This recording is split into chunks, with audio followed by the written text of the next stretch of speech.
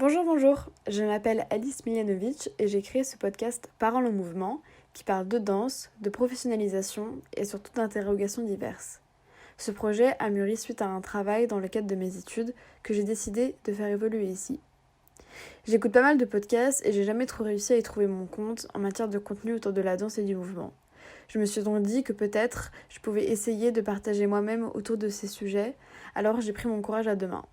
J'ai donc décidé d'enregistrer des conversations menées autour d'axes de discussion, de problématiques, avec des praticiens et des praticiennes du mouvement de la danse. Certaines et certains sont soit des amis, proches, soit des personnes rencontrées dans d'autres circonstances ou pour ce projet. C'est un podcast fait avec les moyens du bord, mes moyens personnels, et qui, je l'espère, est voué à évoluer autant peut-être dans sa forme que dans son fond. L'idée principale pour moi est de vous partager des dialogues qui se veulent spontanés et sincères, discuter autour de certaines réalités et perceptions liées à la danse et entre autres à ses étapes de professionnalisation. Je n'essaie pas d'en faire découler des vérités générales ou des conclusions, mais juste de diffuser certaines pensées et réalités propres à certaines personnes et qui s'inscrivent également dans une certaine temporalité. Voilà pour ce qui est de l'explication de mon podcast. Merci de m'avoir écouté. Je vais également préciser que durant ces entretiens et pour les prochains, il est possible qu'on utilise des abréviations pour discuter comme par exemple ERD qui signifie entraînement régulier du danseur, EAT pour examen d'aptitude technique qui est réservé aux disciplines dites académiques, donc jazz contemporain et classique.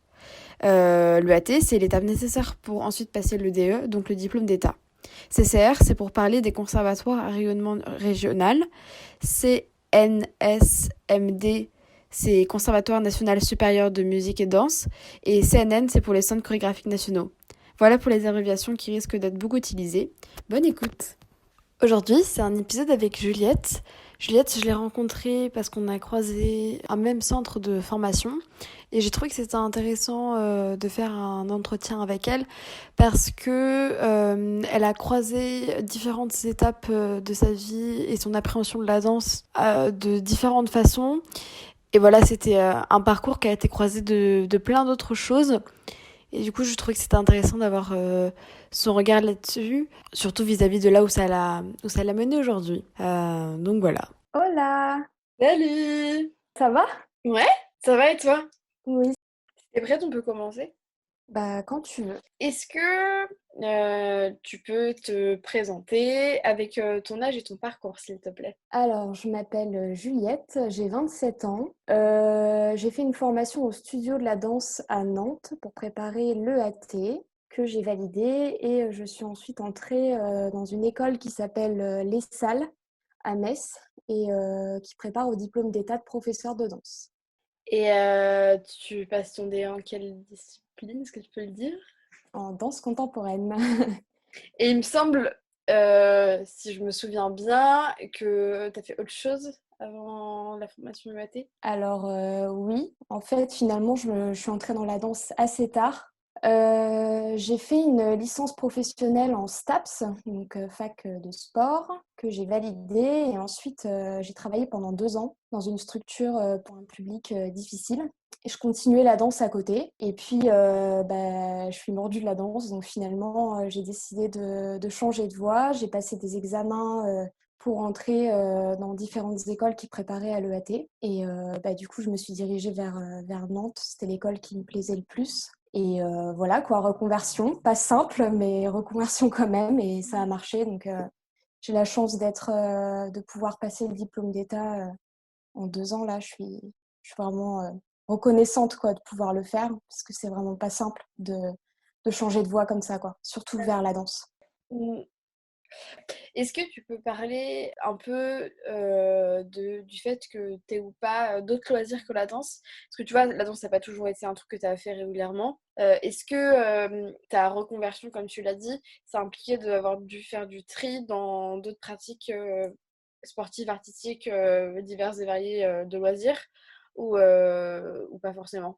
Alors oui, j'ai fait beaucoup de batterie. Mais ça s'est fait assez tôt en fait. Je faisais batterie et danse, donc je devais être au collège, lycée, tu vois. J'ai fait de la batterie pendant 8 ans. Ok. Et en fait, à un moment au lycée, j'ai compris que dans mon emploi du temps, fallait faire un choix parce que je pouvais pas tout faire.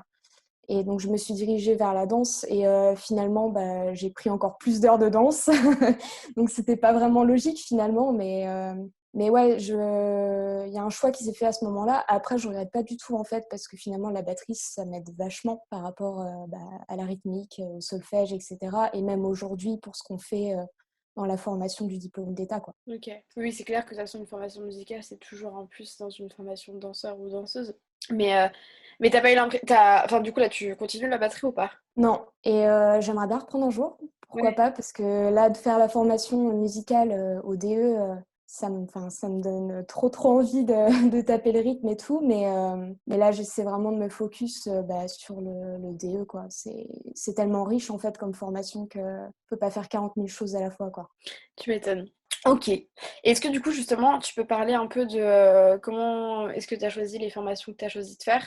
En l'occurrence, pourquoi est-ce que tu t'es dirigée vers une formation EAT? Et pourquoi est-ce que du coup, le DE, donc l'enseignement, c'est quelque chose qui t'inspirait? Et comment est-ce que tu as vécu les formations que tu as faites et que là, que tu fais actuellement? Ok, alors j'ai toujours été intéressée par la pédagogie et l'enseignement et c'est ce que je faisais dans mon travail avant de faire la formation EAT. Mais il y a un moment dans mon travail où j'ai compris qu'il y avait une limite entre ce que je faisais en ce moment et ce que je voulais faire, que la danse c'était tous les soirs et le matin je me levais en me disant bon, j'aime bien mon taf, mais j'attends que d'être le soir pour faire mon cours de danse. Et c'était vraiment ça qui me faisait me lever le matin, quoi. Et ça prenait énormément de temps. Et je me suis dit, bon, allez, je tente ma chance, mais sans trop y croire, en fait. Donc, je me suis un petit peu renseignée sur Internet. J'ai vu que si j'avais envie d'enseigner la danse, fallait que je passe un EAT. Mais je partais vraiment de loin, hein. J'y connaissais rien, quoi. Moi, c'était vraiment la danse en loisir, associatif, tu vois, pas de conservatoire. Et donc, j'y suis allée un peu sans prévenir personne, pas mes parents, pas ma famille, pas mes amis. J'ai passé les examens d'entrée, donc j'ai fait Marseille et Nantes. T'étais prête à aller partout en France, en fait? Ouais, en fait, j'y croyais pas, tu vois, c'était plus un test pour moi, genre, bon, vas-y, j'ai jamais passé d'examen, jamais passé d'audition, jamais eu le côté pro, entre guillemets, de la discipline. J'y vais comme ça, c'était un peu un challenge, je vais me faire plaisir, et puis je vois ce que je vaux finalement, quoi, Ouais. sans trop penser à l'après, mais pas de chance, ça a marché, donc je me suis retrouvée un peu bébête en vrai, parce que j'ai eu les 2 examens finalement que j'ai passés, et mince, qu'est-ce que je vais faire, quoi, genre c'était vraiment ça, quoi. Moi, j'étais ancrée dans mon petit CDI, j'avais mon appart, je gagnais ma vie, le confort, si tu veux, quoi. Et là, je sortais vraiment de ma zone de confort. Donc, j'en ai parlé directement à ma mère, hein. Maman, à l'aide, j'ai peut-être envie de danser finalement et vraiment de faire ça de ma vie, quoi. Et j'ai eu la chance d'avoir ma mère qui m'a vraiment poussée, qui m'a dit, vas-y, quoi, je le vois, hein, que c'est ce qui te fait rêver, quoi. Donc j'ai dû quitter mon poste. Donc, j'ai pris la décision de démissionner. Et du coup, il y a tout l'aspect financier qui est entré en jeu. C'était ma ville. Moi, je suis dans l'Est. Pour aller à Nantes, une T'as choisi école qui est... Nantes de façon arbitraire ou parce que t'as été prise dans un niveau qui était plus avantageux qu'à Marseille ou Non, parce qu'à Marseille, ils me prenaient directement en formation EAT. D'accord. À Nantes, je suis rentrée j'avais un cursus en 2 ans à faire et à Marseille, c'était en 1 an. Par contre, Marseille, c'était quand même vraiment beaucoup plus loin de chez moi. Mm. Moi, ça me faisait peur, hein. J'étais jeune, enfin j'étais jeune. J'étais pas vraiment jeune pour la danse, mais j'avais jamais quitté ma ville. Mm. C'était plus cher aussi. Et ça, a l'air de rien, une formation en danse, le milieu de la danse, même un cours, c'est cher, quoi, ça a un prix, Ouais. quoi. Et donc, j'ai visé Nantes. J'ai essayé de me faire financer la première année avec Pôle emploi. Et c'était trop tard parce que les auditions pour rentrer à Nantes étaient trop tardives. Et du coup, j'ai essayé de me faire financer l'école par un système qui s'appelle le fonds Gessif. Mais je crois que c'est vraiment exclusif à l'Est. D'accord.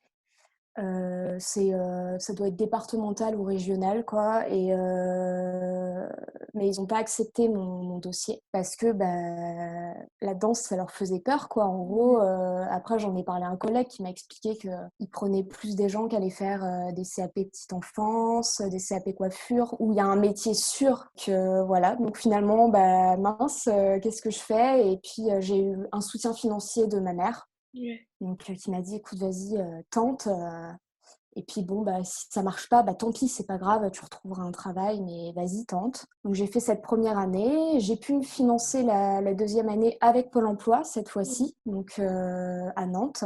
Mmh. Et j'ai eu la chance de tomber sur un conseiller, qui me suivait vraiment à fond parce que, j'ai entendu dire qu'en fait, il y a des conseillers qui prennent pas trop au sérieux le milieu de la danse aussi. Donc ça a marché pour moi. Ensuite, j'ai validé le AT et après j'ai essayé là de me faire financer, cette année, à Metz, donc dans l'Est et bah, là, mon conseiller Pôle emploi de l'Est n'a pas voulu. Donc tu vois vraiment ça dépend, totalement de la personne sur qui tu tombes. Ouais.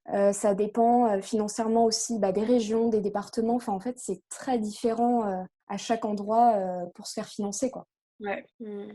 Donc bon, après là, finalement, financièrement, je m'en sors pas mal, j'ai l'occasion de rester chez ma mère à Reims, donc je paye pas le loyer Ouais. et puis, voilà, je paye mes trains. J'ai fait un emprunt quand même pour, bah, payer mes trains et cetera. Mais c'est pas très, très loin de Est-ce que Reims. tu fais l'aller-retour, quotidiennement en train? Non, en fait, c'est une formation, qui est basée sur, 2 jours par semaine de cours. Donc c'est 2 jours, bien riches, quoi et après on a des cours, externes, des conférences, des choses pendant les vacances. Mais vraiment, dans la semaine, c'est vraiment que 2 jours. Donc je peux faire les allers-retours sans problème et à côté, bah, je continue de prendre des cours de danse et de faire des petits projets, perso, quoi. OK, d'accord. OK, OK.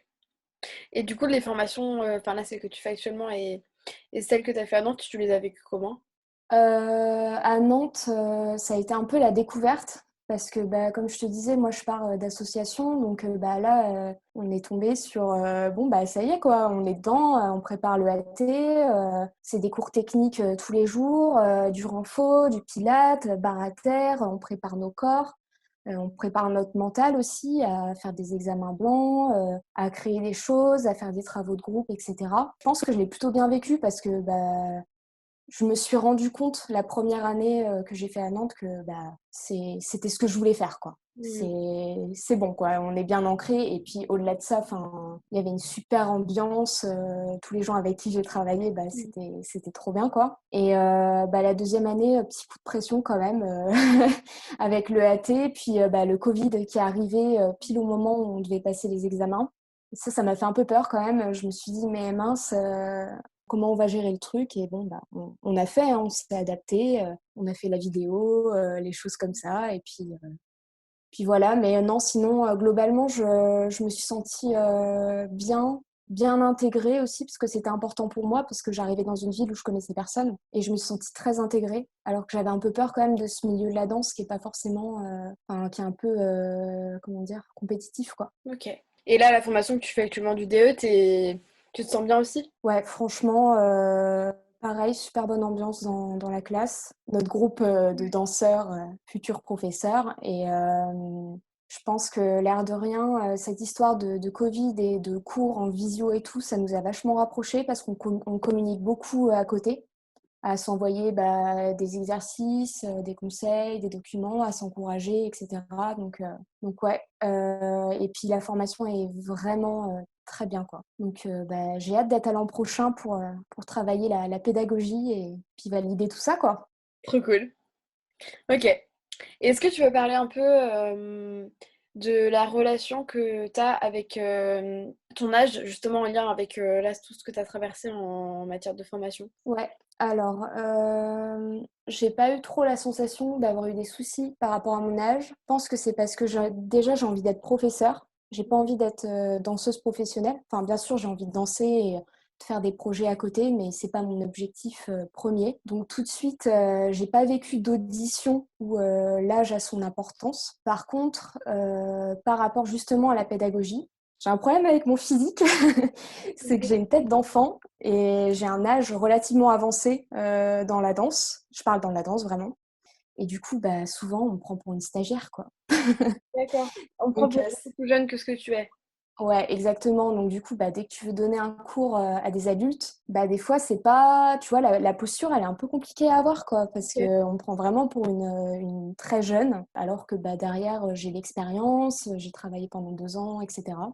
Bah oui, Et bien c'est sûr. déjà, ça, dans mes autres, travails, quoi, Et t'as l'impression que ça te pénalise vraiment concrètement ou c'est plutôt, et c'est pas forcément pas important, mais où c'est quand même plutôt un ressenti, mais qui t'embête, mais je veux dire qui concrètement t'empêche pas de, je sais pas, de travailler, ou est-ce que tu sens que vraiment c'est un truc qui peut te porter préjudice concrètement, quoi? Je pense pas que ça me porte vraiment préjudice, mais il y a toujours un petit temps d'adaptation pour les Hmm. personnes que j'ai en face de moi, tu vois. Je dois leur expliquer, mais en fait, bah voilà, là je vais être prof, ou je vais être chorégraphe, ou je vais travailler dans tel domaine, et bah, il va falloir que vous travaillez avec moi, et je suis pas une élève, je suis pas une stagiaire, et dès que c'est compris, c'est bon, quoi. C'est vraiment juste la barrière physique, en fait, de mon visage qui est juvénile à fond, quoi. Et les gens, bah, des fois, ils comprennent pas, quoi. Ils se disent, bon, bah, c'est qui cette gamine? Qu'est-ce qu'elle nous veut, quoi? Et tu vois, tu parlais au début, tu disais j'ai commencé la danse assez tard. Mais du coup, voilà, enfin, dans le professorat, c'est vrai que c'est moins embêtant. Et encore, tu vois, quoique pour toi, tu t'es embêté un peu paradoxalement, parce que justement, pas parce que t'as un âge plus avancé, mais parce qu'on te prend pour plus jeune. Mais est-ce que tu te sentais un peu vieille vis-à-vis de toi-même par rapport à ton corps, je sais pas, à ta vivacité, tout ça, ou pas, sachant quand même que t'as toujours été sportive, donc Je l'ai senti, ouais, bah, quand je suis entrée en formation à Nantes, j'ai senti que j'avais pas le même physique que quand j'avais 18 ans, quoi. ah ouais, quand Genre, à 18 ans, je pouvais danser toute la journée, tomber, me faire mal et tout, mais je récupérais vachement plus simplement que là aujourd'hui. Je vais faire une grosse session danse. Là, je sais que déjà, je dois m'échauffer plus que les autres. Je dois m'étirer plus que les même. autres. C'est ça. Puis même juste l'alimentation, quoi. Genre, je sais que je vais faire un excès sur un week-end, mais je vais Tu vas le morfler sentir toute la passer. semaine. Et ouais, mais carrément, quoi. Enfin, vraiment. Tu sais, juste, nous, on est dans la région du Champagne, tu vois. Ou juste un petit verre de champagne le soir, mais le matin, quand tu te lèves à 9 heures pour aller faire ta barre à terre, bah, t'es pas trop bien non plus, quoi. Ouais. Alors qu'avant, bon, bah, c'est tout, je faisais la fête la veille et puis j'assumais le lendemain et voilà, quoi. C'est un métier où, bah, physiquement, tu dois être au top tout le temps, quoi. Et c'est pas, tu peux faire la fête le soir et le lendemain, t'es devant un bureau et bon, bah, c'est tout, t'assumes, quoi. Ouais. C'est, bah, non, le lendemain, tu vas peut-être te rouler par terre, donc t'as intérêt à être opérationnel, quoi. Ouais, c'est clair. Et justement, tu distinguais aussi, enfin, je sais pas, mais en tout cas, j'ai l'impression que tu distinguais. Tu disais, moi, là, pour ce que je veux faire, professeur, c'est pas pareil que danseur. Euh, Est-ce que justement, puis après, tu parlais du fait que de chorégraphier tout ça, est-ce que justement, c'est des distinctions que tu fais là, professeur, danseur, danseuse, je sais pas, interprète, chorégraphe, la relation avec danseur. Tu vois, tu disais j'étais en loisir avant, là je suis plus professionnelle. Comment est-ce que tout ça fait sens ou pas pour toi? Et comment est-ce que tu réfléchis par rapport à tout ça? Je sais pas, je pense que c'est hyper subjectif en fait. Je pense pas qu'il y ait vraiment de règles de quand est-ce qu'on est professionnel, quand est-ce qu'on l'est pas. Je pense que tout professeur doit être danseur. Après, n'est pas obligé d'avoir un niveau technique de dingue non plus, quoi. Bien sûr, une base, c'est sûr, mais je veux dire, il y a des très bons danseurs qui sont moyens professeurs et puis le contraire. Enfin, je sais pas, je me positionne pas trop là-dessus. Moi, j'ai eu l'occasion de donner des cours. Bah, je me suis sentie professionnelle parce que bah, j'étais rémunérée. Mhm. Donc, je pense qu'il y a un peu la question de la rémunération qui est là aussi, quoi. Et comme j'ai dansé, j'ai été rémunérée. Et comme j'ai dansé et je ne l'ai pas été, mais je me sentais quand même professionnelle parce que j'étais entourée de danseurs professionnels, quoi. Je pense que c'est assez subjectif, quoi. Et c'est bête aussi, mais je pense que ça dépend aussi de ton entourage, de comment ils te voient et de l'estime qu'ils portent à ton travail, tu vois. Mhm. Comment est-ce ils te font sentir légitime ou pas? Exactement. Et en même temps, il y a plein de gens qui connaissent pas le milieu. Tu vois, mes copains, quand ils me connaissent par cœur, mais des fois, on parle du boulot et eux, ils me voient à l'Opéra de Paris, tu vois. Ouais, ouais, ouais. Vraiment, ils ont genre, bon, bah, la danseuse, c'est la ballerine qui lève Mhm. la jambe derrière la tête Ouais. et c'est tout, tu vois. Et je leur explique, bah non, les gars, pas du tout, quoi. Mhm. Enfin, je ne serais jamais ballerine à l'Opéra de Paris. Là, c'est trop tard pour moi et ça l'aurait sans doute été trop tard avant aussi. Ouais. Mais ouais, je pense que ça dépend aussi du regard des gens et du regard qu'ils portent à la danse de manière générale. Des gens qui connaissent un peu le milieu de la danse ou le milieu d'artistes aussi, peut-être, qui font que, bon, bah, ok, bah, elle est danseuse, donc on l'estime en tant que danseuse, nanana, et c'est pas une saltimbanque Mhm. qui fait ça juste pour le plaisir. Bien sûr, il y a la notion de plaisir parce que c'est une passion, mais c'est aussi un métier, quoi. Du coup, tu distingues pas vraiment amateur, loisir professionnel, sauf quand justement il y a une histoire de reconnaissance et de rémunération. Mais par contre, là où tu fais la distinction, c'est plus danseur, professeur, chorégraphe, ou enfin, quoique non, parce que tu disais, un professeur doit être aussi un bon danseur. Donc, comment est-ce que enfin, est-ce que ça a du sens déjà, ces distinctions, ou pas pour toi? Je pense que je sais pas comment expliquer. Je pense qu'un danseur, un professeur doit aussi être chorégraphe parce que d'une certaine manière, il crée ses variations pour ses élèves. Tu vois ce que je veux dire? Puis il met en place bah, les galas de fin d'année, etc. Donc du coup, il doit savoir les démontrer, donc il doit savoir danser. Tu vois, je pense que tout est hyper lié en fait, quoi. Et de même qu'un chorégraphe, il doit démontrer ses chorégraphies ou expliquer ses chorégraphies à ses danseurs, donc bah, il doit savoir aussi danser et avoir de la pédagogie, tu vois. Enfin, je pense que c'est assez lié. Après, de là à dire tel chorégraphe est bon pédagogue, enfin, je pense que c'est... Puis ça, pareil, c'est subjectif, quoi. Tu vois, t'as des gens, ils adorent leur professeur, et d'autres du même groupe qui n'aiment pas leur professeur et qui acceptent la pédagogie d'une manière différente, quoi. Ok. Et genre, toi, en soirée, des gens que tu rencontres pour la première fois, s'ils te demandent ce que tu fais dans la vie, du coup, tu dis quoi? Alors, bah, c'est marrant que tu en parles parce que on en a parlé en début d'année à l'école. Mhm. Et quand on te dit bon, bah, tu fais quoi dans la vie et que tu dis que tu es danseur, on te dit mais sinon, tu fais quoi? Tu vois, genre, sous-entendu, bah ouais, enfin, tu fais de la danse, quoi, mais c'est un loisir et les gens, j'ai l'impression qu'ils acceptent pas trop que ça puisse être une profession, que ça puisse être un vrai travail. Moi, je dis que je suis danseuse et j'explique que bah, je suis encore en formation. Donc, en fait, ça a plus de sens parce que déjà, tu poses des études, tu poses un diplôme. Et donc, tout de suite, bah, les gens, ils comprennent le cursus. Tu vois que eux, ils ont sans doute fait aussi, finalement, ils ont peut-être passé un diplôme, etc.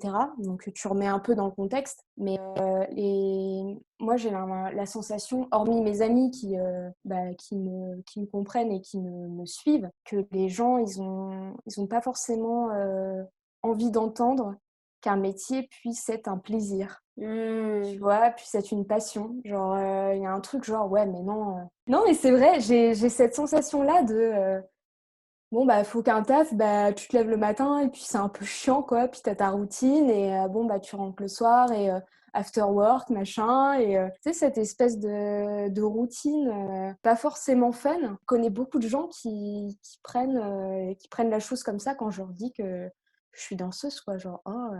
Et puis, t'as aussi des gens qui sont là, waouh, mais t'es danseuse! Et puis, bah, il y a ce délire de l'Opéra de Paris qui revient, tu vois.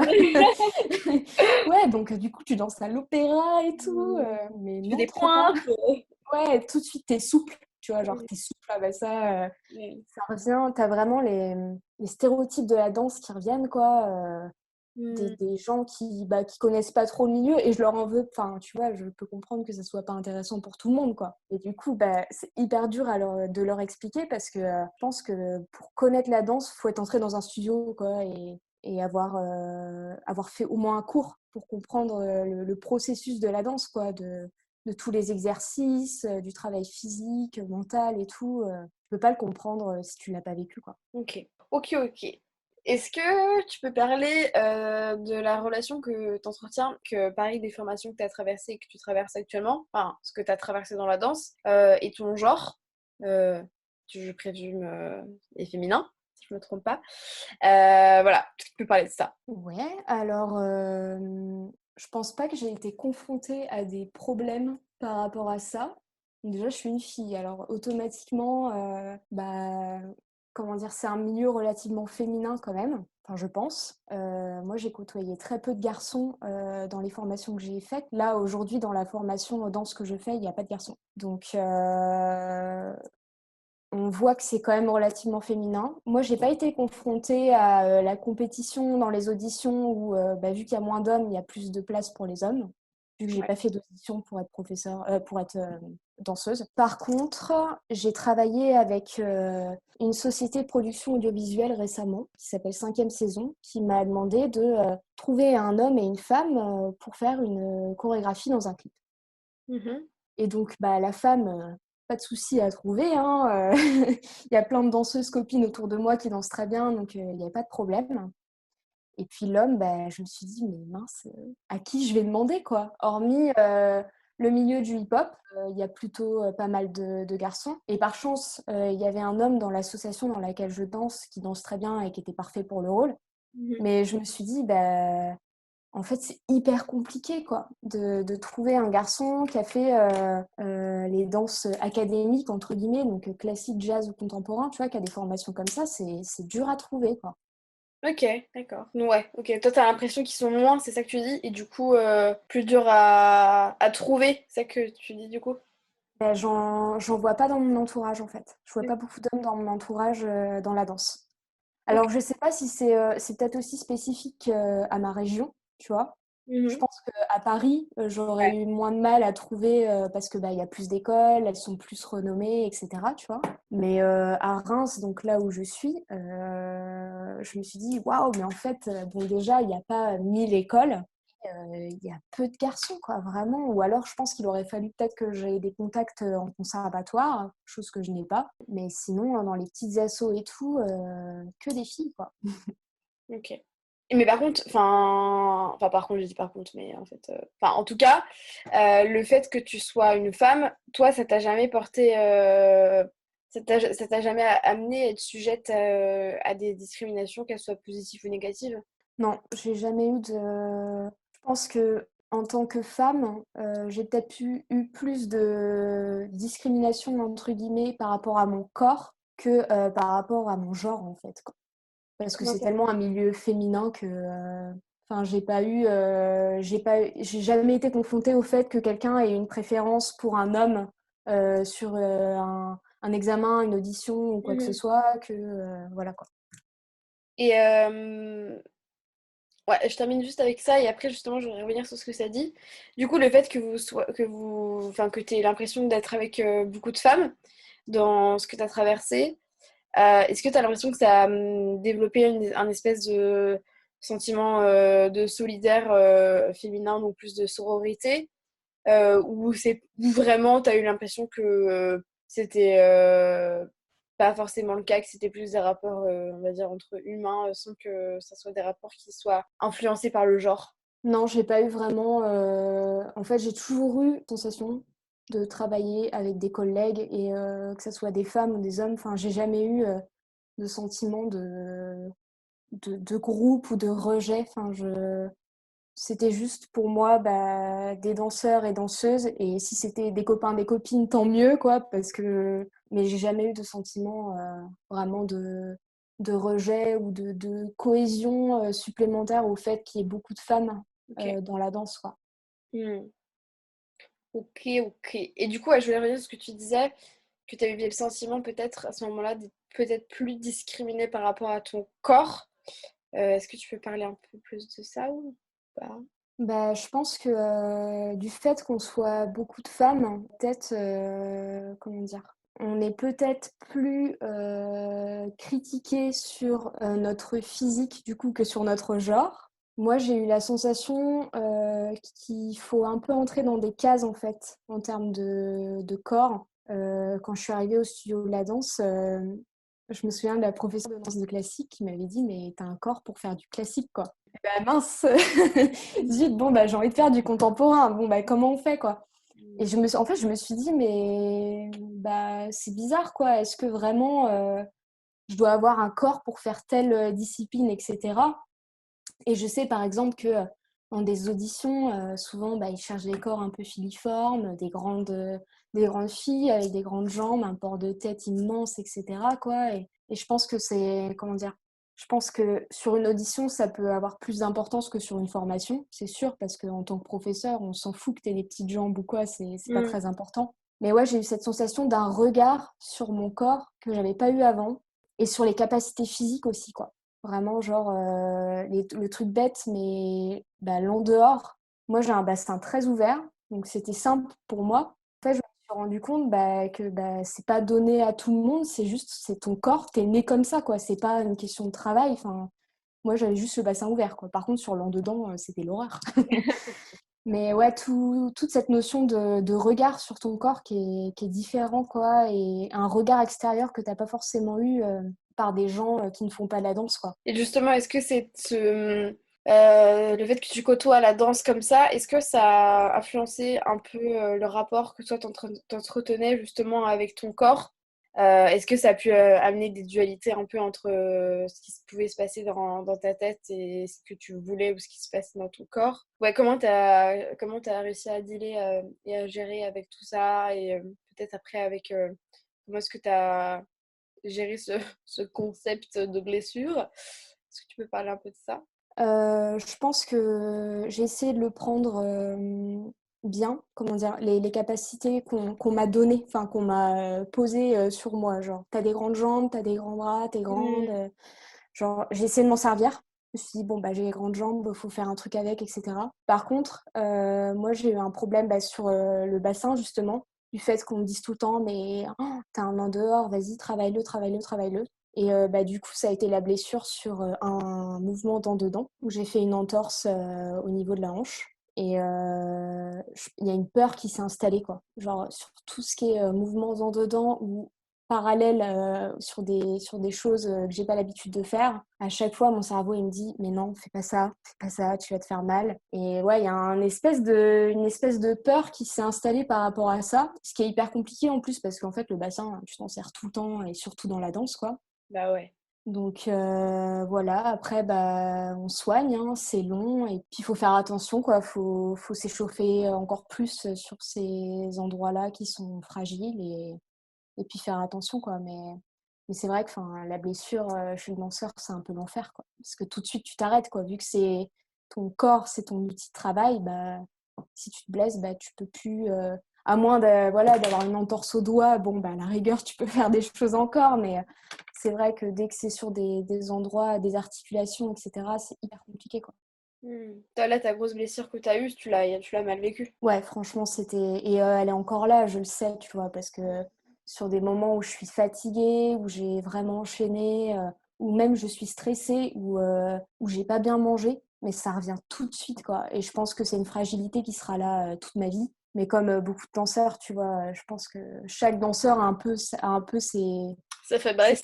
Bah ouais, non, mais c'est clair, et bah c'est tout. On travaille avec, on vit avec, quoi. Mais c'est un peu source d'angoisse, quoi, parce que tu sais qu'au moment où ça revient, bah tu vas galérer, ça va prendre du temps, faut que tu te soignes, faut que tu vois des kinés. Enfin, c'est compliqué, quoi. Et est-ce que les regards qu'on pouvait porter sur ton corps, est-ce que toi, ça modifie un peu ton... Je sais pas si c'est très clair de dire ça, mais ça me fait ça dans ma tête, un peu ta camaraderie avec ton corps, genre, je sais pas comment expliquer, mais est-ce que ça a changé un peu la cohabitation que tu avais avec toi-même et ton corps? Est-ce que enfin, tu vois, je sais pas si tu comprends ce que je veux dire. Tu parles genre de l'estime de soi ou... L'estime de soi, est-ce que, je sais pas, ça t'a rendu plus copine avec ton corps ou est-ce que ça a créé un peu des animosités, ça a complexifié ton rapport au corps ou est-ce que ça l'a rendu plus simple ou plus sain, enfin, tu vois? Je pense que c'est un peu des deux en fait. Il y a des choses, comment dire, des fois mon corps, je me dis, bon, ben, je t'aime maintenant, maintenant tu vas gérer, tu vas faire bien les choses et ça va le faire. Et puis des fois, bah, s'il veut pas, quoi. Juste, ça veut pas en fait. Il y a, bah, comme tout le monde, hein, le matin, des fois, tu te lèves et ton corps, il a pas envie de faire les choses. Et moi, je pense que c'est vraiment un peu des deux, quoi.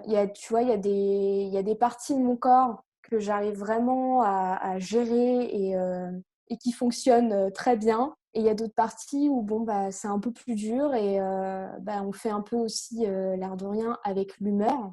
Je mets des guillemets bien sûr parce qu'en fait, quand tu dois faire, tu fais, hein, de toute façon, voilà, pas le choix.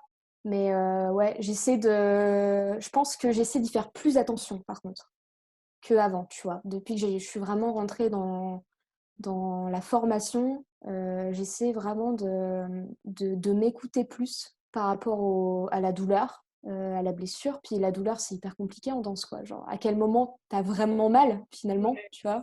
À quel moment C'est est-ce que c'est prévenir que de s'arrêter ou est-ce que c'est juste moi qui suis pas en forme aujourd'hui? Tout à fait, mais c'est clair. Puis, bah, aussi les fragilités que tu as, quoi. Genre, bon, bah, tu as mal là, mais tu as tout le temps mal là, finalement, mais est-ce que c'est grave ou est-ce que c'est comme d'habitude? Et puis, jusqu'à temps, que tu ailles chez le médecin et que ton médecin, il te dit: «Bah, non, mais là, en fait, tu aurais dû t'arrêter depuis 3 semaines, quoi». Et là, bon, bah, tu te dis: «Bon, bah, voilà, je ne me suis pas écoutée» et ça, j'essaie vraiment d'y faire plus attention, quoi. Notamment depuis que je me suis blessée, quoi. Ouais, J'essaie de moins attendre et ouais. de me dire: «Bon, bah, tant pis si je vais chez le médecin qui me dit que c'est rien, bah, c'est pas grave. Au moins, voilà, Fais j'en suis» confiance à tes sensations. ouais, ouais, ouais, carrément. Mmh. Je OK. pense que c'est aussi pas mal associé à la danse contemporaine, tu vois? On travaille Mmh. vachement sur le ressenti et je pense que c'est assez lié, en fait, quoi. OK. OK et est-ce que tu peux parler, un peu on en parlait tout à l'heure, est-ce que tu as eu l'impression de ressentir un moment dans tout ton cursus, enfin tes cursus, est-ce que tu as eu l'impression à un moment donné de ressentir une espèce de basculement où tu es arrivée dans une autre une autre dimension, une autre réalité, de un peu de dire: «OK, là j'arrive dans un nouveau truc, où j'ai d'autres enjeux et où je me sens plus dans un domaine professionnalisant», où tu as pu rencontrer justement, un basculement qui soit, accompagné, je sais pas, de sentiments positifs ou négatifs? Est-ce que tu as le sentiment d'avoir un peu basculé comme ça dans différentes strates ou Je pense que j'ai eu ce sentiment-là, au moment où, j'ai passé l'examen d'entrée, pour l'école, au diplôme d'État. Ouais, OK. Pas vraiment en formation parce qu'en fait, enfin en formation au studio de la danse, à Nantes pour préparer l'EAT. J'avais pas vraiment cette sensation-là parce que je pense que j'étais encore un peu dans ma bulle de rêve, genre: «Waouh, je danse, je vais pouvoir vraiment danser, passer l'EAT, nin nin nin». Je pense que j'ai vraiment eu plus ce déclic de: «Bon, bah, ça y est, je vais être professionnelle», quand j'ai passé, l'examen au diplôme d'État parce que, bah, il y avait vraiment cet enjeu de, «Ah ouais, mais en fait, c'est vraiment ça que j'ai envie de faire et si ça passe pas, qu'est-ce que je vais faire, quoi?» Ouais, d'accord. Et du coup, quand comme il y avait plus d'enjeux pour préparer cette audition, lorsque tu as été acceptée, tu as eu le sentiment valorisant de dire, OK, là, je peux accéder à de nouvelles dimensions dans le domaine de la danse qui sont plus professionnalisantes parce que c'est une deuxième étape qu'on ne peut pas valider sans en valider une avant. Et du coup, je me sens plus considérée. Ouais, franchement, ouais, je me suis dit: «Bon, bah, c'est bon, quoi. Tu es dans le milieu, là, ça y est, c'est fait, quoi». Parce qu'en fait, l'EAT, bien sûr, c'est nécessaire pour passer le diplôme d'État, mais en fait, en dehors de ça, qu'est-ce que ça vaut vraiment, tu vois? C'est ce que je me suis dit, quoi. C'est important parce que, bah, voilà, ça met les bases, tu vois? Tu as la technique et c'est hyper important pour être professeur. Mais en dehors de ça, tu as l'EAT, qu'est-ce que tu peux faire avec? Et en fait, hormis passer le diplôme d'État, enfin, ça te donne rien. Ça te donne un bagage technique, c'est sûr, parce que c'est que tu as la technique. Ça confirme que tu as la technique. Et encore, je veux dire, c'est quand même un examen sur un moment donné devant 4 jurys qui jugent si oui ou non tu as dansé parfaitement la chorégraphie qu'on t'a donnée. Hmm. Je trouve ça hyper, je sais pas comment expliquer, mais c'est, en fait, on juge toute ta danse sur, 3 minutes, quoi. Tu vois? Toute la danse de toute ta vie avant. Je trouve ça pas, représentatif de ton travail et de ta danse parce qu'en fait, un examen comme tout le monde, tu peux te foirer, tu peux ne pas être bien, tu peux être malade, tu peux, ne pas gérer ton stress. Alors moi, je sais que le stress, c'est ma vie, ma vie, le stress et d'ailleurs, finalement, je suis contente d'avoir passé l'examen en vidéo parce que je me demande aujourd'hui, mais comment ça se serait passé si j'avais passé l'examen, en temps réel, en présentiel, Ah ouais. devant des gens, tu vois? Parce que, voilà, la notion de vidéo, bah, tu fais 15 000 fois le truc, t'as pas de jury devant toi, tu fais ton truc, t'es focus sur ta chorégraphie. Mais moi, quand il y a des gens devant moi pour me juger, c'est difficile, quoi. Donc, je pense que j'ai vraiment eu ce déclic-là quand je suis rentrée en formation au diplôme d'État. Je me suis dit, OK, bon, bah là, maintenant, l'issue de la formation, ça sera le diplôme et après, bah, t'es professeur, quoi. C'est parti, quoi. Ok, ok. Est-ce que tu t'es déjà confronté un peu au caractère un peu bénévole du danseur ou de la danseuse dans tout ce truc de j'accepte de faire des projets qui soient explicitement ou implicitement dit que c'est rémunéré ou pas? Tout ce rapport avec travailler un peu gratuitement et enfin, du coup, le caractère assez bénévole du danseur ou de la danseuse qui alimente un peu tout ce truc de précarité. Est-ce que tu peux parler un peu de ça? Est-ce que c'est des trucs que tu as traversés? Est-ce que dont tu as été témoin? Est-ce que tu as un avis là-dessus? J'ai jamais vraiment dansé dans un projet bénévolement sans me dire bon bah c'est pas cool. Tu vois, si je me suis engagée dans un projet, c'est que c'est quelque chose qui me tient à cœur ou pour des gens que j'apprécie et avec qui je veux travailler, pour des collaborations. Et même si c'était pas rémunéré, c'est que pour moi il y avait quelque chose de bénéfique pour moi ou pour les gens avec qui je travaillais. Par contre, je vois tous les jours sur les réseaux Mm. des gens pour des courts-métrages ou des choses comme ça, tu vois, des trucs des écoles de cinéma qui cherchent des danseurs non rémunérés, etc. Mais en fait, je suis assez partagée sur la chose. Je pense que les danseurs qui acceptent, c'est qu'ils ont envie de faire le projet. Et les danseurs qui n'acceptent pas, c'est que peut-être ils se sentent pas estimés en fait.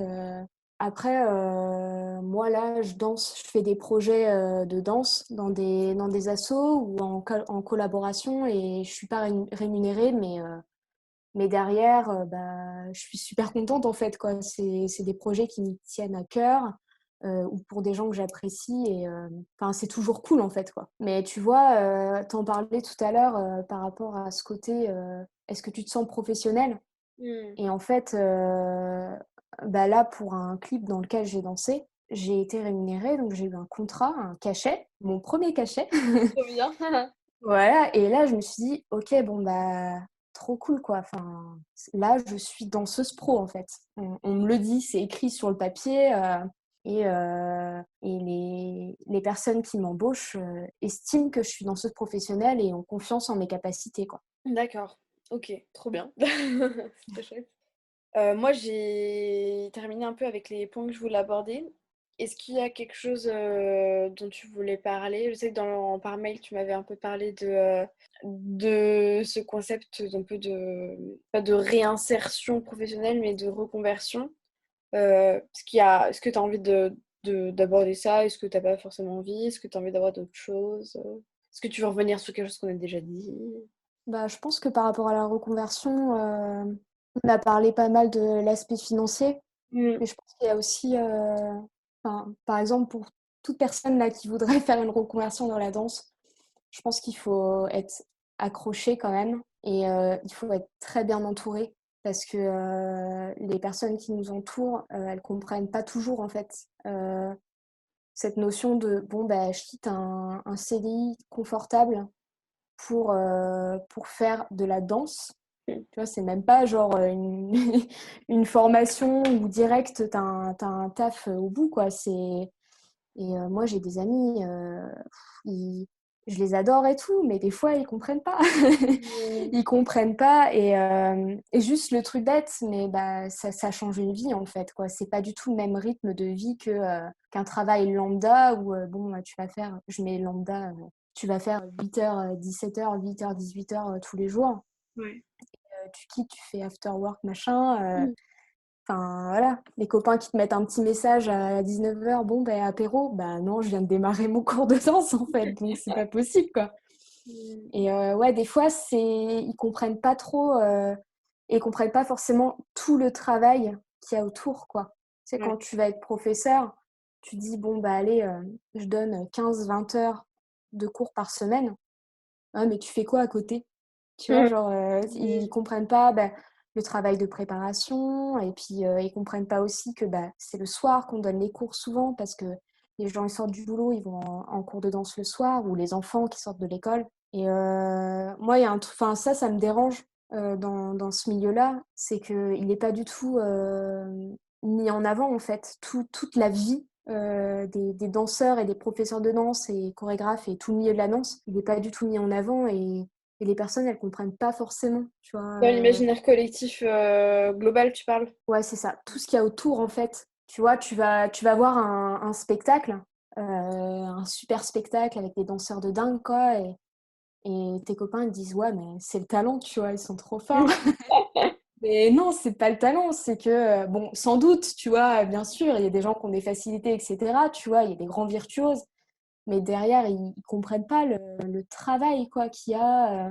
Et puis, les gens qui voient pas forcément trop leurs amis, leur famille, parce que la danse, c'est leur vie, quoi. Et ouais, ça, moi, ça m'a pas mal touchée, quoi. Je dirais pas que j'ai fait le tri dans mon entourage, mais essayer de faire comprendre à des personnes qui ne connaissent pas ce milieu-là que la danse, c'est pas... Ouais, c'est c'est, d'autres réalités, quoi. c'est ça. C'est Mm. comme tout travail, quoi. Il y a du taf et il y a des contraintes mais derrière, c'est trop bien, quoi. Tu te lèves le matin, tu vas danser, quoi. C'est génial, mais voilà. Ok. Pour terminer, du coup, c'est quoi enfin, peut-être, peut-être tu sais pas, hein, t'as le droit de dire que tu sais pas, mais t'imagines quoi, là, pour toi? C'est quoi la suite, tu penses? Dans l'idée, j'aimerais bien enseigner la danse pour le moment dans des écoles, des assos, et continuer de danser à côté, si je peux. Tant que je peux, en fait. Je me dis, là, j'ai encore un corps relativement opérationnel pour faire des performances. Donc, j'essaie de faire des choses. Je fais des collaborations. Enfin, j'essaie de travailler avec des gens qui ont envie de travailler avec moi. Et puis, voilà, à voir la suite. J'ai plein d'idées, mais bon, je n'avance pas trop parce que c'est... on vit un peu au jour le jour, quoi, pour le moment. Ok, d'accord. Bon. Est-ce que tu veux revenir sur quelque chose ou...